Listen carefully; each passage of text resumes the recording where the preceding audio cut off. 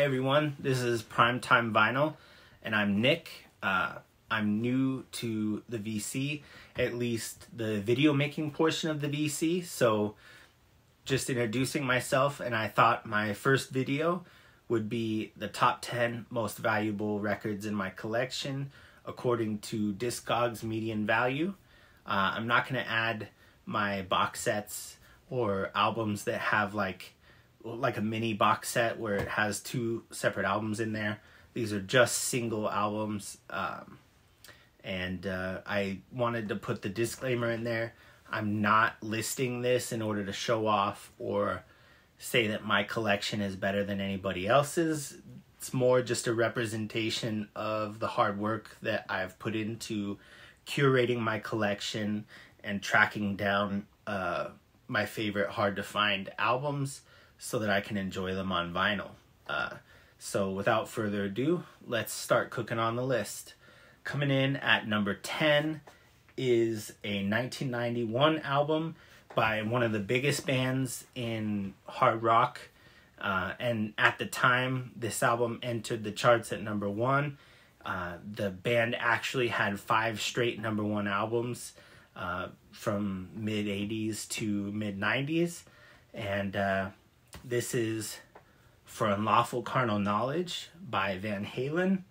This pressing is a club version, I believe. It was the only time it was pressed on vinyl, officially, as far as I know. It's on the WB label. And at the time that I bought this record, I paid, I believe, $90 for it, which may have been a little bit overpriced when I bought it.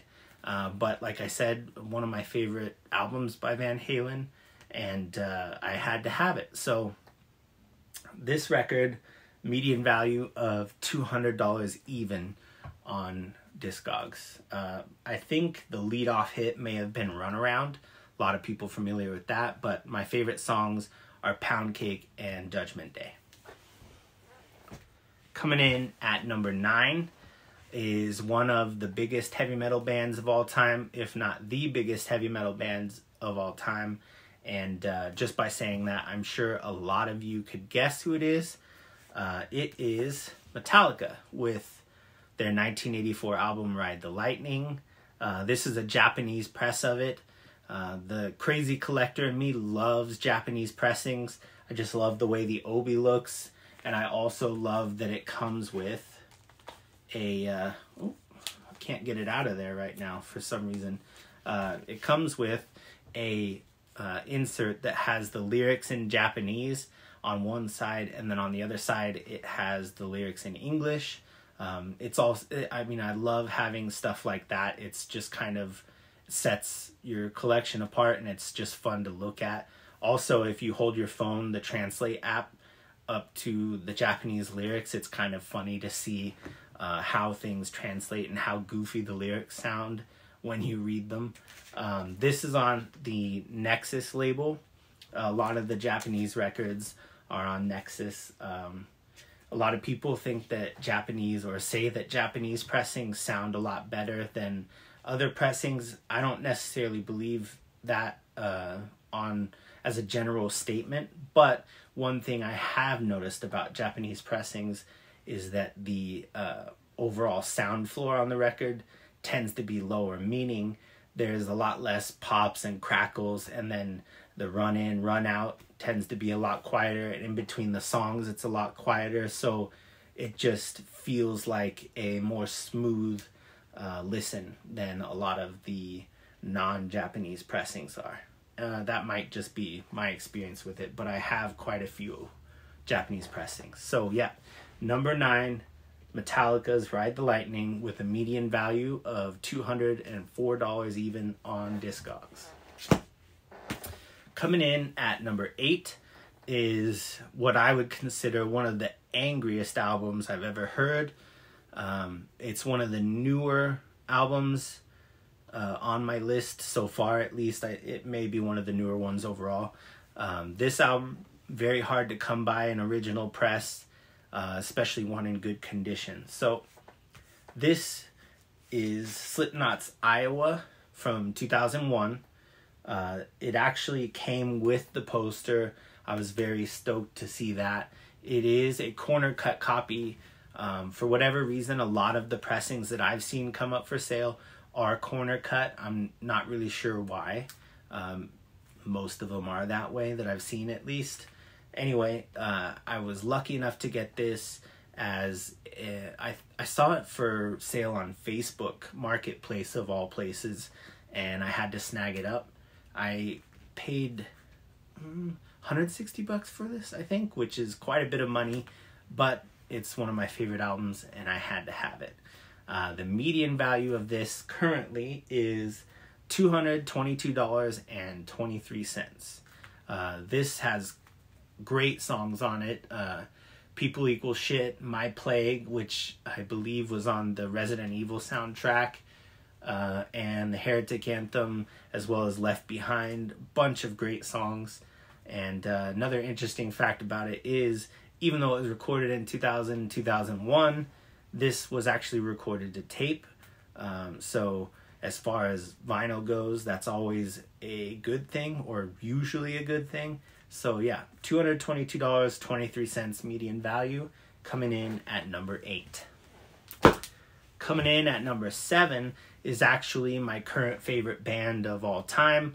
That might change in the future, but for the past almost 10 years, this has been my favorite band. It's Coheed and Cambria. This is number 7 on my list. It's their album In Keeping Secrets of Silent Earth 3.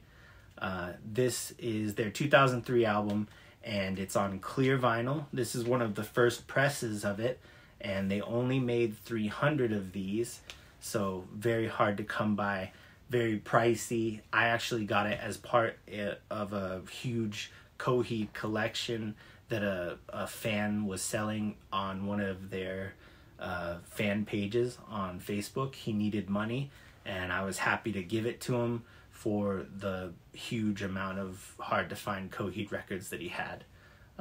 So yeah, Coheed and Cambria and Keeping Secrets of Silent Earth 3, 300 copies of it on clear vinyl, and the median value is $225 even on Discogs. Next up, we have one of the most legendary and influential heavy metal bands ever. In fact, a lot of people credit this band with creating the overall image of heavy metal, and a lot of people actually credit them with helping to found the sound of heavy metal, if not really refining it, and that is Judas Priest. This is their 2018 album, Firepower. It's amazing. I would put it up there with Defenders of the Faith and Painkiller, which are my favorite Judas Priest albums. A lot of people love Painkiller, so yeah, this album, very heavy. The production quality on it is amazing. This pressing of it, I'm not sure how many they made. I think it might have been 500. It comes with a signed jacket as well as a non-signed jacket. Not sure why they included both, but they did. And it has this yellow and black for disc 2 or disc 1, and a red and black for the other disc. This has a median price on Discogs of $241.54. Next up, we have our first double appearance on my list. I don't think it's the last one, however. It is their 2003 album by Slipknot, Volume 3, The Subliminal Verses. And this album is a Record Store Day press. It's on clear vinyl, very hard to find. It's not the best sounding pressing of this album, however. I actually think that there's a black version, I believe, and also the reissue version that just came out this year sounds really good as well. But great album, great band, and the median value of this is $272.73 on Discogs. Next up, we have another legendary band This is their, I'd say, most pop, or not their most popular among fans, but their highest selling album. It's compared a lot to one of the other Big Four's 1991 release, somewhat unfairly, I'd say, or at least they're not necessarily on the same level, even though a lot of people might prefer this album. That is Megadeth's Countdown to Extinction. The album I was talking about that they compare it to sometimes is Metallica's 1991 album, the Black Album, which is one of the top selling albums of all time. It's an absolute juggernaut. This album is Megadeth's most popular record as far as sales were concerned, but it didn't do anywhere near the numbers that the Black Album did. This pressing, very, very hard to come by. It is the MoFi pressing. It, as you can tell by the original master recordings label on the top there, it's great. However, the mastering on this, I'm not a huge fan of. I'm not talking about, anything that has to do with the MoFi controversy that was going on earlier this year. It's just an album that I'm very familiar with, and when comparing it to the CD version and even the streaming version, I think the guitars sound pretty abrasive and too high in the mix, a little bit thin as well. So not the best sounding, but it is a great album, one of my favorites, so I had to have it. The median value of this is $282.98 on Discogs. Coming in at number 3 on the list is a 1995 album, which, as a lot of people know, very hard to find albums from the mid-90s, because by that time CD had taken over. Vinyl was not as popular, if really popular at all. So not a whole lot of albums were pressed around that time, and if they were pressed, they were a lot less in numbers. No matter how you look at it, it's very hard to find original pressings from the mid-90s, but that's exactly what this is. It is Van Halen's Balance, 1995. It's actually my favorite Van Halen record. I know somewhat sacrilege, because a lot of people prefer